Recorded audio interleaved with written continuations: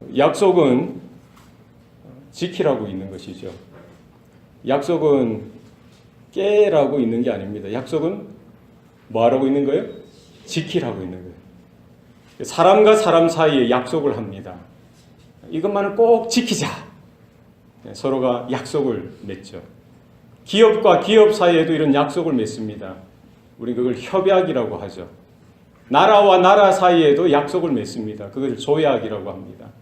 이해 당사자 간에 이런 약속이 너무나 중요하다는 것이죠. 모든 약속이 지켜지면 얼마나 좋겠습니까? 그러나 적지 않은 경우에 약속이 깨어지고 약속을 어기는 일들이 생기더라는 것이죠. 왜 그렇습니까? 약속을 맺을 때는 몰랐는데 지나고 보니까 상황이 바뀌는 거예요. 환경이 바뀌는 겁니다. 그러니까 마음이 요동치죠. 내 자신을 돌아보니까 유불리를 따지는 거예요. 이익이 될 때는 지킬 것 같았는데 너무 불리해지니까, 너무 손해가 많이 나니까 그냥 뒤돌아보지도 않고 약속을 깨버리는 그런 일들이 있습니다. 또 약속을 맺을 때는 몰랐는데 약속을 맺고 나니까 그 약속을 지킬 능력이 나한테 없는 거예요. 실력이 없는 겁니다. 정말 지키고 싶은데 그 약속을 지킬 실력이나 능력이 나에게 없는 경우도 있습니다. 이렇게 약속을 하나 둘 깨다 보면은, 지키지 못하다 보면은 그런 신뢰 관계가 깨어지고요. 사람과 사람 사이도 마찬가지고, 기업과 기업 사이, 나라와 나라 사이도 마찬가지입니다. 이 관계가 하루아침에 헝클어지게 되어지고 또 다른 부작용이 생겨나게 되더라는 것입니다. 약속은 사실은 지켜야 됩니다. 최선을 다해서 지켜야 되는데 사실 인간적으로 우리의 여러 가지 이런 실력이나 형편이나 이런 이기심 때문에 약속을 이렇게 깨거나 약속을 못 지킬 때가 적지 않게 나타나더라는 것입니다. 우리에게 하나님께서 허락해 주신 이 구원도 마찬가지입니다. 이 구원은 하나님의 약속 위에 근거가 되어져 있습니다. 우리에게 허락하신 약속은 어디에 근거가 되어져 있습니까? 하나님의 약속 위에. 주 예수를 믿으라. 그리하면 너와 내 집이 구원을 얻으리라. 누구의 약속이에요? 하나님의 약속입니다. 주의 이름을 부르는 자마다 구원을 얻으리라. 이 약속이에요. 하나님의 복음을 듣고 그 복음을 받아들이고 회개하고 돌이키고 예수님을 믿을 때에 뭐를 주시겠다는 거예요? 구원을 주시겠다는 겁니다. 영생을 주시겠다는 거예요. 죄사함의 은총을 주시겠다는 겁니다.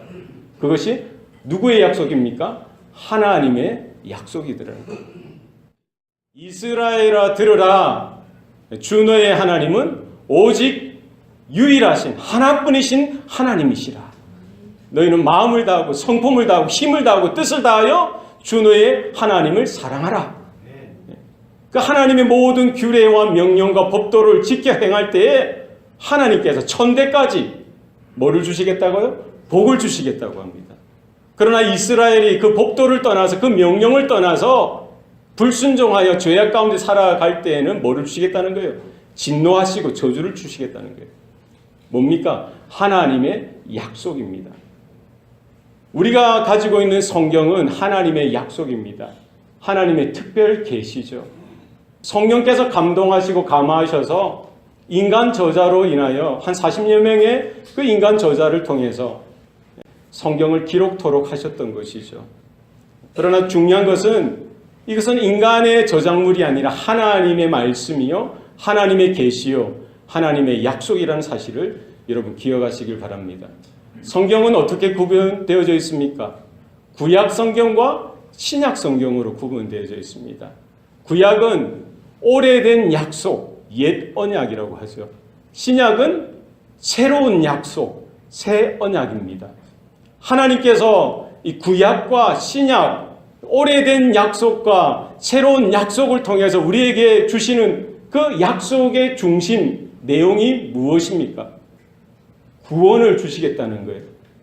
죄로 인하여 불순종하여 타락하고 하나님의 진노와 멸망 가운데 죽을 수밖에 없는 그 인생을 하나님이 사랑하시고 긍휼히 여겨주셔서 약속을 주셨어요.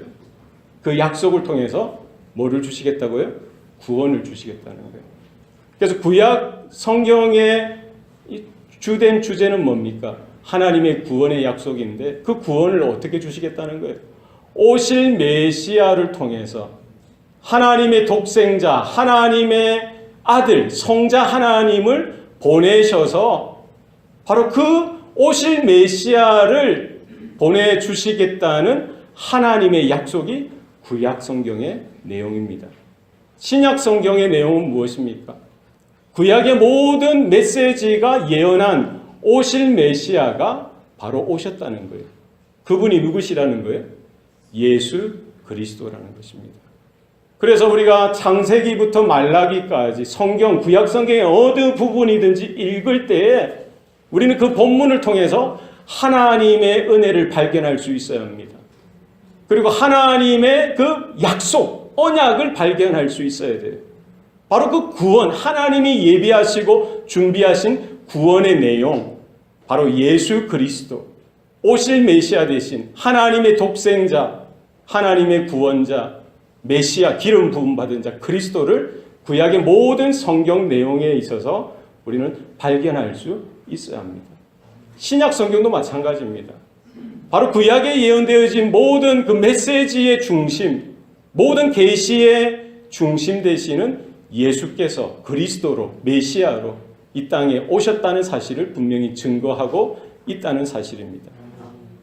그래서 구약은 신약 없이는 온전하게 깨달을 수가 없다는 거예요. 구약 성경을 읽을 때는 신약을 가지고서 구약을 해석할 수 있어야 하는 겁니다. 그리고 신약 성경도 마찬가지입니다. 신약 성경을 읽을 때에도 구약 성경에 나와 있는 메시아, 그리스도 중심적인 그 구원 사관을 가지고 이 성경, 이 역사 가운데 임하시는 하나님의 구원의 그 간섭하심과 계획과 섭리와 하나님의 구원의 영광을 우리는 모든 본문 가운데서 읽어낼 수 있어야 하는 것입니다. 설교의 중심은 무엇이 되어야 합니까? 우리가 성경 공부하는 모든 중심이 무엇이 되어야 합니까? 하나님, 하나님의 구원, 그 하나님의 구원의 중심 대신 예수 그리스도. 그것을 발견할 수 있는 저와 여러분 되시기를 바랍니다. 예. 그래서 창세기를 읽을 때도 마찬가지입니다. 출애굽기를 읽을 때도 마찬가지예요. 민수기를 읽을 때도 마찬가지입니다. 신명기도 마찬가지예요. 사사기도 마찬가지입니다. 열왕기 상하도 마찬가지예요. 예.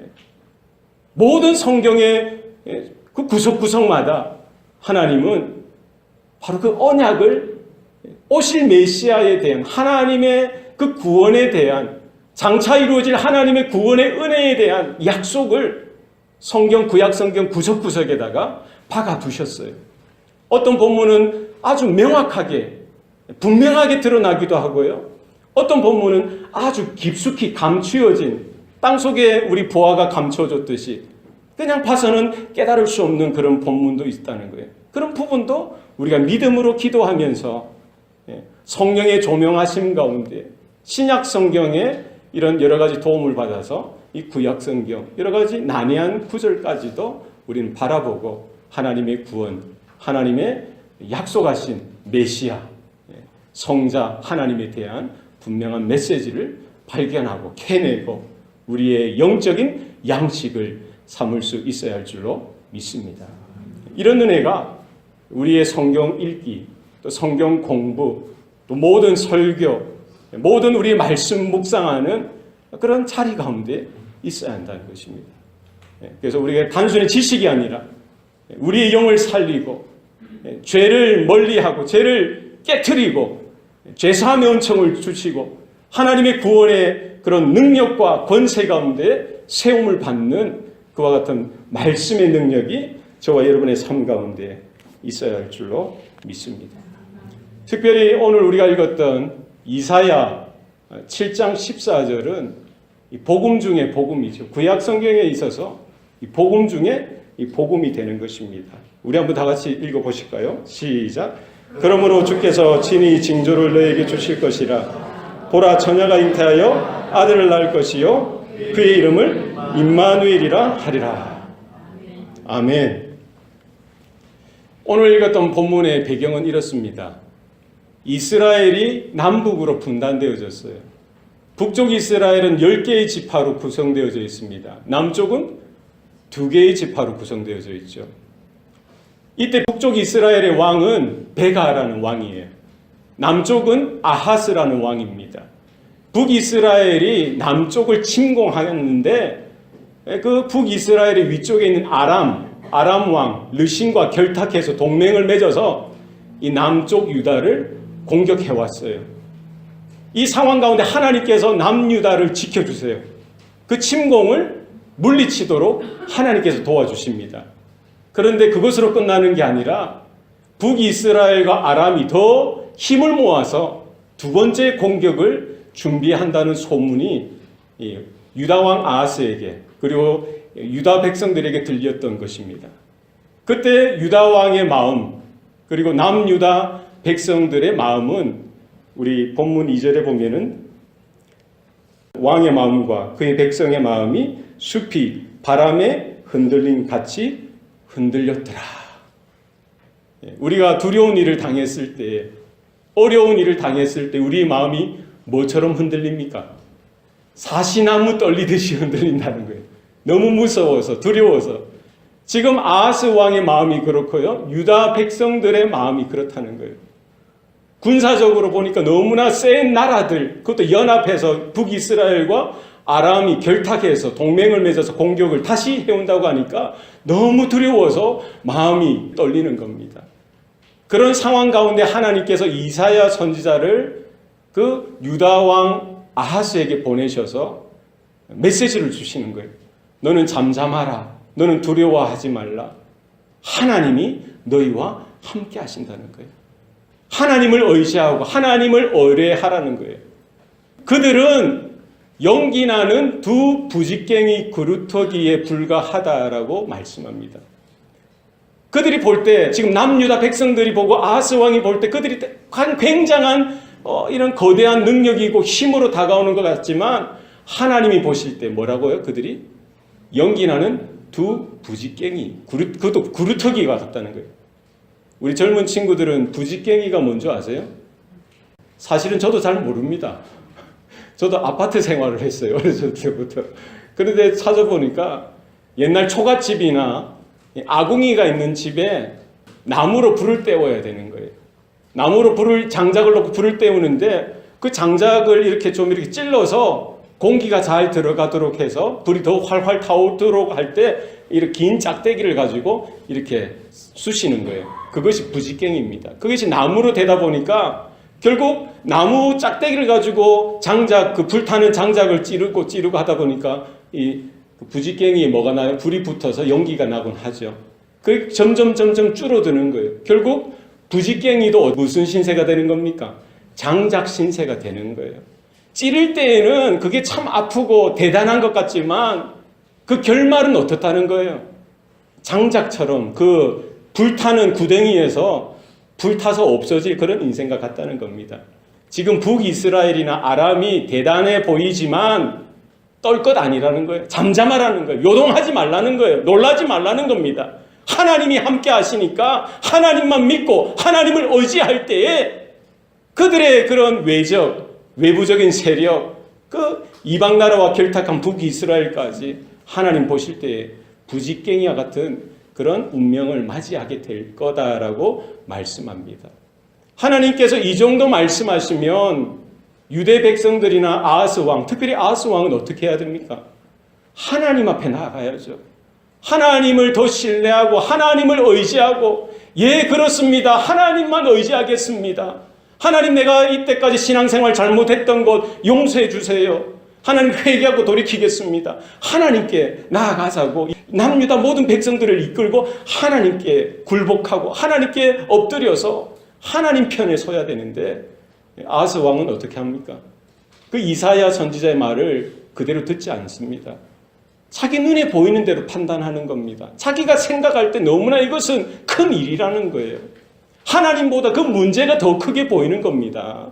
우리도 그렇죠. 은행에 마이너스 가까워지고요. 또 잘 다니는 직장이 흔들흔들하고요. 또 이런 여러 크고 작은 질병이 또 몰려오면은 정말 하나님 앞에 기도하고 하나님이 나를 함께 하시고 붙들어 주신다는 그 은혜를 붙들고 하나님 앞에 서야 되는데 우리는 그렇지 못할 때가 많더라는 거예요. 하나님 앞에 나아가기보다는 오히려 누가 나를 도와줄 사람이 없나? 누가 나의 힘이 되어주고 누가 나의 도움이 되어줄까? 사람들을 찾아 나서는 거예요. 아하스 왕도 누구를 찾아갑니까? 그 당시 신흥 대국인 아수르를 불러오는 겁니다. 북이스라엘이 아람하고 결탁했듯이 남유다는 그 하나님의 메시지를 듣고 하나님 편에 서야 되는데 그것이 아니라 아수르, 그때 당시 우리 미국과 같은 신흥 대국인 아수르를 데리고 와서 결탁해서 연합해서 동맹을 맺어서 그 외세를 물리치려고 했던 것이죠. 하나님께서 그런 아하스 왕에게 다시 말씀하시는 거예요. 다시 말씀하시는 거예요. 너는 하나님께 한 표적을 구하라. 하나님께서 너희와 함께 하시고 지금도 살아계시고 이 모든 상황 가운데 개입하시고 간섭하시고 도와주실, 일으켜주실, 너희를 구원해 주실 그 하나님이 살아계신가? 표적을 구하라는 거예요. 아하스 왕이 표적을 구했습니까? 안 구했습니까? 안 구했어요. 뭐라고 말합니까? 나는 표적을, 징조를 구하지 않겠나이다. 징조를 구하지 않겠다는 거예요. 나는 하나님을 시험하지 않겠습니다. 라고 이야기하는 거예요. 아주 신앙적인 대답 같습니다. 그죠? 그죠? 신앙적인 대답 맞습니까? 징조를 구하라 하니까 하나님 앞에 이사야 선지자가 너는 징조를 구하라. 하나님께 징조를 구하라 하니까 나는 징조도 구하지 않고 나는 하나님을 시험도 하지 않겠습니다. 라고 이야기하는 거예요. 아주 신앙적인 대답 같지만 불신앙으로 꽁꽁 묶였던 겁니다. 지금 이사야 선지자가 말하는 것은 뭡니까? 하나님께 기도하라는 거예요. 정말 하나님이 살아계신지, 하나님이 우리 편 가운데 우리 안에 거하시는지, 우리를 도와주실지 하나의 징조를 구하라라고 기도하라고 말씀하셨는데 아하스 왕은 징조하지 않겠다. 하나님을 시험하지 않겠다. 이것은 믿음의 고백이 아니라 불신앙의 그 변명이죠. 하나님 앞에 기도도 하지 않고 하나님 앞에 나가서 하나님 살아계세요? 하나님 우리 편 맞습니까? 이런 이따위의 그런 시험 같은 그런 일들을 하지 않겠다는 거예요. 그가 선택했던 건 뭡니까? 대신 아수르를 선택해서 아수르의 힘을 빌려서 이 난관, 이 위기를 극복하겠다라고 그가 지금 표현하고 있는 것입니다. 그런 맥락 속에서 이사야 선지자는 그 아하스 왕에게 책망하는 겁니다. 우리가 읽지는 않았지만 13절 말씀에 이사야가 이르되 다윗의 집이여 원하건대 들을지어다. 너희가 사람을 괴롭히고서 그것을 작은 일로 여겨 또 나의 하나님을 괴롭히려 하느냐. 징조도 구하지 아니하고 하나님을 시험하지도 않겠다는 이 모든 그의 답변을 하나님이 뭐로 받으신 거예요? 그 아하스 왕이 불신앙으로 받으시고요. 그것이 바로 결국 유다 백성들을 괴롭히는 일이 되는 것이고 그것이 바로 하나님을 괴롭히는 일이 되어진다고 말씀하시면서 오늘 본문을 말씀해 주시는 겁니다. 그러므로 주께서 친히 징조를 너에게 주실 것이라. 보라 처녀가 잉태하여 아들을 낳을 것이요 그의 이름을 임마누엘이라 하리라. 아하스 왕의 그와 같은 불신앙 속에서도 하나님은 그럼 너 알아서 해 라고 손 털고 뒤로 물러나신 하나님이 아니라 그럼에도 불구하고 아브라함에게 주셨던 그 언약, 이삭과 야곱에게 주셨던 그 언약, 다윗에게 주셨던 그 언약을 하나님은 기억하시기 때문에 그럼에도 불구하고 그의 불순종의 그런 말에도 불구하고 하나님은 뒤로 물러나시지 아니하고 징조를 주시는 겁니다. 약속을 주시는 거예요. 하나님의 구원에 대한 그런 징조를 허락해 주시는 것이죠. 주께서 친히 징조를 너에게 주실 것이라. 하나님이 우리에게도 크신 징조를 주신 줄로 믿습니다. 여러분 고난 가운데, 역경 가운데 정말 내 힘으로 해결할 수 없는 삶의 그런 깊은 수렁에 빠졌을 때에 여러분 하나님 앞에 나아가시길 바랍니다. 하나님 앞에 기도하세요. 하나님께 부르짖으세요. 하나님 살아계신 것 맞습니까? 하나님 나를 보고 계신 것 맞습니까? 하나님 내 편에 서 계신 것 맞습니까? 하나님 내가 지금 영적으로 어느 상황 가운데 있는지 깨닫게 하여 주시옵소서. 하나님 징조를 주세요. 하나님 약속을 주세요. 하나님 언약을 주세요. 하나님 앞에 부르짖으시기 바랍니다. 사람들을 돌아보지 마시고요. 어떤 세상의 권력이나 어떤 사람들의 그 도움의 손길을 바라보기보다 하나님 앞에 무릎 꿇고 하나님 앞에 사생결단하여 여러분 기도하면서 하나님 내가 붙들 수 있는 징조를 주시옵소서. 하나님 내가 붙들 수 있는 약속을 주시옵소서. 여러분 기도하시길 바랍니다.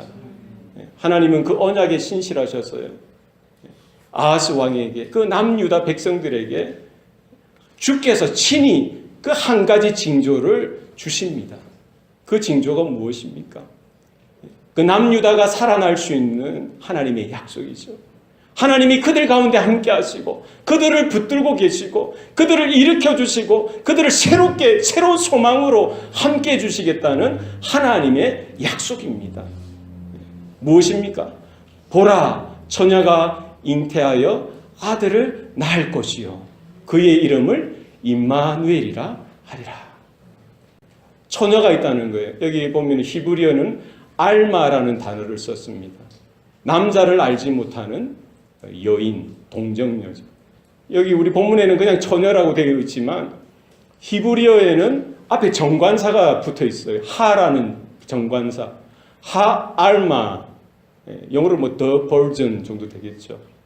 바로 그 여인, 그 처녀가 아들을 낳을 것인데 그것이 바로 남유다 가운데 전운이 감도는 전쟁의 폐색이 가득 차 있는 그 유대 땅에 하나님의 메시지, 하나님의 언약, 하나님의 약속, 하나님의 징조가 될 것이다 라고 말씀하는 거예요.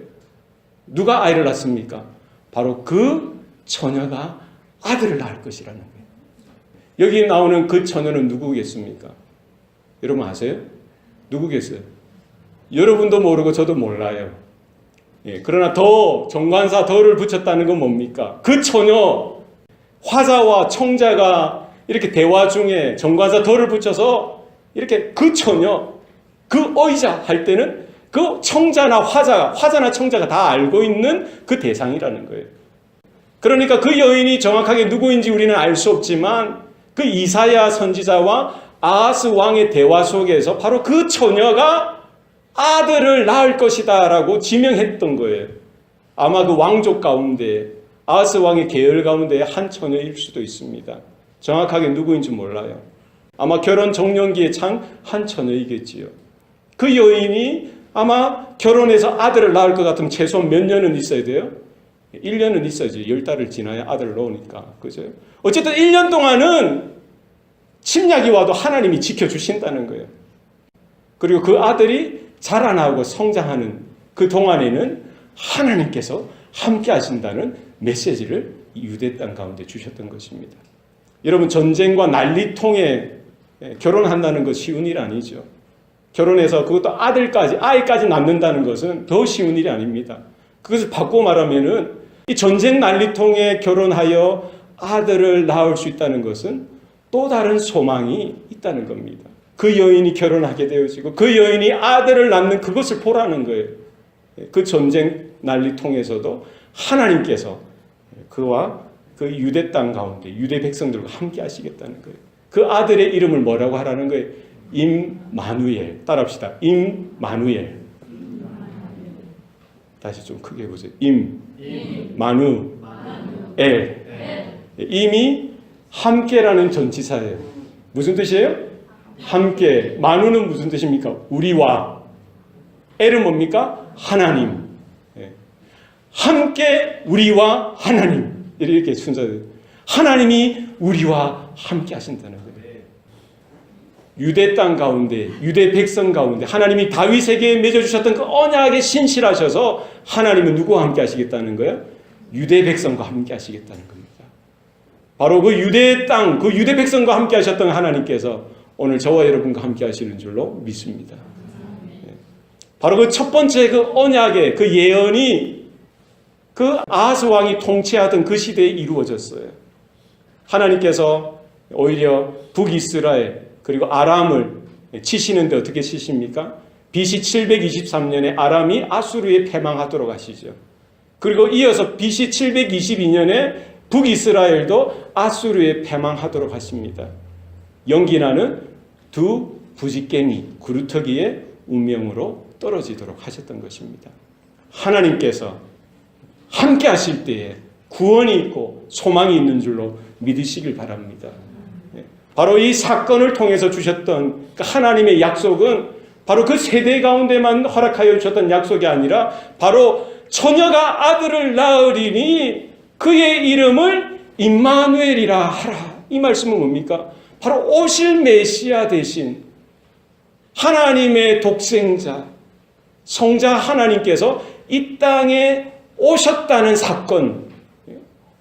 사건을 통해서 이루어지는 것이죠. 바로 이사야서 7장 14절의 그 예언의 말씀, 그것이 언제 성취되어집니까? 마태복음 1장 18절로 가면은 바로 그 예언의 말씀이 성취되어지는 것을 볼 수가 있습니다. 마태복음 1장 18절, 예수 그리스도의 나심은 이러하니라. 그의 어머니 마리아가 요셉과 약혼하고 동거하기 전에 성령으로 잉태된 것이 나타났더니. 마리아가 요셉과 약혼하여서 동거하기 전에 뭐로 잉태되었다고요? 성령으로 잉태된 것이 나타났다는 거예요. 그때 당시 유대 땅의 결혼의 풍습은 이렇습니다. 결혼하기에 앞서서 약혼을 해요. 약혼을 하고 1년 정도의 시간을 서로가 준비하는 시간을 가지고요. 1년의 정도의 시간을 보내고 나서 결혼의 날짜를 잡고요. 그때 이제 합방을 하고 동거를 하게 시작되어지는 것이죠. 하나님은 마리아를 선택하시고 그 동정녀 마리아의 몸을 빌어서 성자 하나님이 탄생하도록 하셨던 것입니다. 성령께서 그를 덮으시고요. 성령의 능력으로 잉태하여서 거기에 아기 예수께서 탄생하도록 하셨던 것입니다. 여기 형제분들, 여러분들이 만약에 요셉이라면 여러분들 어떻게 반응했을 것 같아요? 그걸 믿었겠어요? 안 믿었겠어요? 그러실 수 있겠어요? 만약에 결혼하지 않은 여인이 아이를 가졌을 경우에 율법은 뭐라고 이야기합니까? 돌을 들어 그 여인을 치라는 거예요. 죽이라는 겁니다. 만약에 요셉이 그 율법에 따라 자기가 동침하지 않았는데 자기 약혼녀가 아이를 배워서 이렇게 드러났으면은 뭐예요?